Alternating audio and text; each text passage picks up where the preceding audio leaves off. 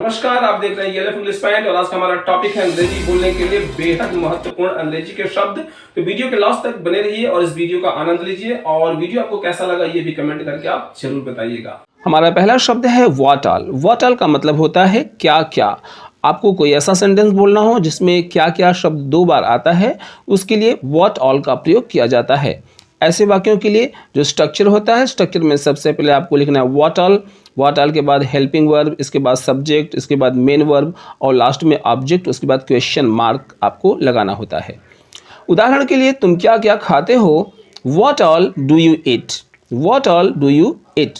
अगला एग्जाम्पल, प्रिया क्या क्या बनाना जानती है? इसकी अंग्रेजी हो जाएगी what all does Priya know how to cook? What all does Priya know how to cook? ये वाला sentence present and definite tense में है। अगला सेंटेंस है टिल नाउ। टिल नाउ का मतलब होता है अभी तक। ऐसा कोई सेंटेंस जिसमें अभी तक का प्रयोग हुआ हो, उसके लिए आप टिल नाउ का प्रयोग करेंगे। लेते हैं इसके कुछ एग्जाम्पल।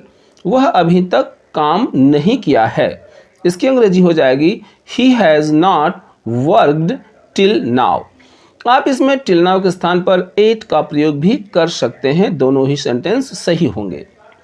अगला एग्जाम्पल, तुम अभी तक सो रहे हो। You are sleeping till now. You are sleeping till now.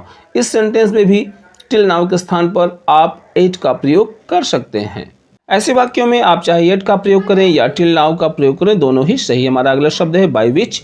By which का मतलब होता है किसके द्वारा। जब हम किसी एक वस्तु के द्वारा या किसी साधन के द्वारा कहीं जाते हैं तो वहाँ पर बाय विच का प्रयोग किया जाता है। और ऐसे वाक्यों को अंग्रेजी में अनुवाद करने के लिए सबसे पहले हम लिखते हैं बाय विच, उसके बाद हेल्पिंग वर्ब, फिर सब्जेक्ट, उसके बाद मेन वर्ब और लास्ट में अदर वर्ड्स यदि दिया रहेगा तो फिर क्वेश्चन मार्क। उदाहरण के लिए, तुम किसके द्वारा बाजार गए? इसकी अंग्रेजी हो जाएगी by which did you go to market? By which did you go to market? अगला हमारा शब्द है टॉल वर्सेस लॉन्ग। यहाँ पर टॉल का मतलब भी होता है लंबा और लॉन्ग का मतलब भी होता है लंबा। फिर टॉल और लॉन्ग का प्रयोग कहाँ होता है, इसे भी हमें ध्यान से समझ लेना है।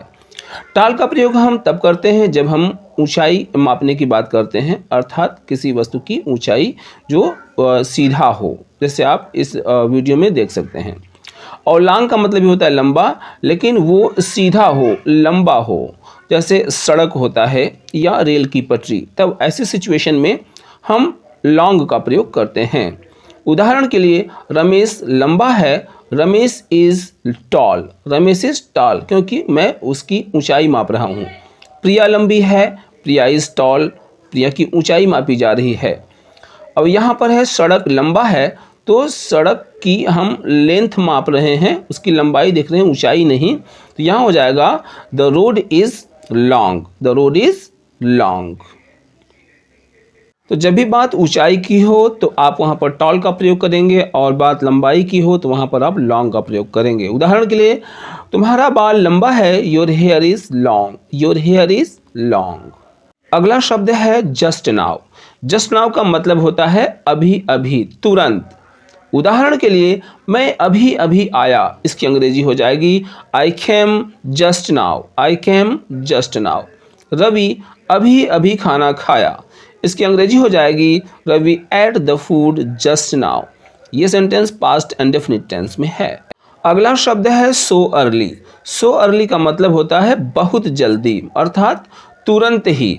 और ऐसे वाक्यों के लिए अंग्रेजी में बनाने का स्ट्रक्चर होता है। स्ट्रक्चर में सबसे पहले सब्जेक्ट लिखिए, फिर वर्ब और उसके बाद सो अर्ली। उदाहरण के लिए, वह बहुत जल्दी यहाँ आ गया। He came here so early. He came here so early. तुम बहुत जल्दी जा रहे हो। You are going so early. You are going so early. अगला शब्द है वाइल। वाइल का प्रयोग हम करते हैं जबकि जैसे शब्द के लिए, और यह सेंटेंस में एक कंजक्शन अर्थात कैरेक्टर की तरह यूज होता है। और इसे बनाने का स्ट्रक्चर होता है, सबसे पहले आप लिखेंगे सेंटेंस, उसके बाद वाइल, फिर सेंटेंस, अर्थात ये दो सेंटेंस को आपस में जोड़ने का काम करता है। उदाहरण के लिए, वह पढ़ रहा है जबकि तुम खेल रहे हो। He is studying while you are playing. He is studying while you are playing. वह शिक्षित है जबकि उसकी पत्नी अशिक्षित है। इसकी अंग्रेजी हो जाएगी He is educated while his wife is uneducated. Next word during. During का मतलब होता है के दौरान, अर्थात किसी समय के दौरान, और इसे बनाने का स्ट्रक्चर होता है सबसे पहले आपको लिखना है ड्यूरिंग, उसके बाद ऑब्जेक्ट, फिर सेंटेंस। उदाहरण के लिए वर्षा के दौरान अमन से बात कर रहा था। वर्षा के दौरान वह अमन से बात कर रहा था। During the rain he was talking to Aman. During the rain he was talking to Aman. अगला उदाहरण, बुखार के दौरान मैंने उसे सलाह दिया। During fever I advised him. During fever I advised him. अगला वर्ड है हैविंग। हैविंग मतलब होता है किए हुए, अर्थात किए हुए, मिले हुए, देखे हुए। और ऐसे वाक्यों को अंग्रेजी में अनुवाद करने के लिए सबसे पहले हम लिखते हैं it has been plus object plus having, उसके बाद वर्ब थर्ड और ऑब्जेक्ट। उदाहरण के लिए, अपने दोस्तों से मिले हुए 2 साल हो गए हैं। It has been 2 years having met my friends. It has been 2 years having met my friend. Taj Mahal घूमे हुए बहुत दिन हो गए। It has been a long having visited the Taj Mahal. It has been a long having visited the Taj Mahal. Next word over here. Over here का मतलब होता है यहाँ पर। जब यहाँ पर प्रयोग हो तो वहाँ पर आप over here का प्रयोग करते हैं। और इसे बनाने का स्ट्रक्चर सबसे पहले सब्जेक्ट, उसके बाद वर्ब और फिर over here। उदाहरण के लिए, मैं यहाँ पर खड़ा हूँ। I am standing over here. I am standing over here. तुम यहाँ काम करते हो।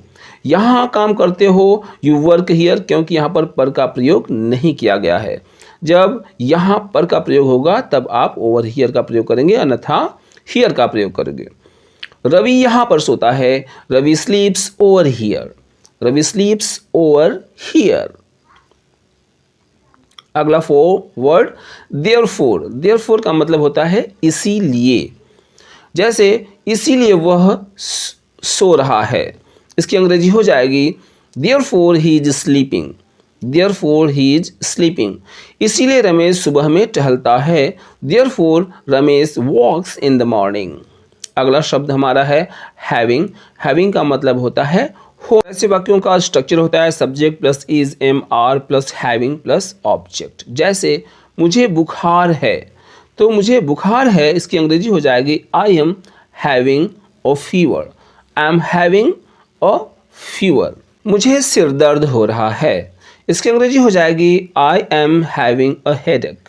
I am having a headache. अगला शब्द है इंटायर। इंटायर का मतलब होता है सारा का सारा या फिर पूरा का पूरा। जब भी आपको सारा का सारा, पूरा का पूरा प्रयोग करना हो तो आप इंटायर का प्रयोग करेंगे। जैसे उसने सारा का सारा खाना खा लिया। He ate entire food। ये sentence past and definite tense के अफर्मेटिव सेंटेंस का है। मैंने पूरा का पूरा मूवी देख लिया। I watched entire movie। I watched entire movie अर्थात पूरा का पूरा मूवी मैंने देखा, इसके लिए आपने entire का प्रयोग किया। अगला शब्द है सम। सम का मतलब होता है कुछ, और यह प्लूरल नाउन के लिए प्रयोग किया जाता है। काउंटेबल और अनकाउंटेबल दोनों के लिए इसका प्रयोग किया जाता है। उदाहरण के लिए, कुछ लड़के क्लास में हल्ला कर रहे हैं। Some boys are making a noise in the class. यहाँ पर सम बॉयज ये काउंटेबल नाउन्स हैं जिसे आप गिन सकते हैं। मेरे पास कुछ कलमें हैं, इसकी अंग्रेजी हो जाएगी आई हैव सम पेन्स। कुछ के लिए यहाँ पर सम का प्रयोग किया गया है, और पेन भी आपका काउंटेबल और प्लूरल नाउन है।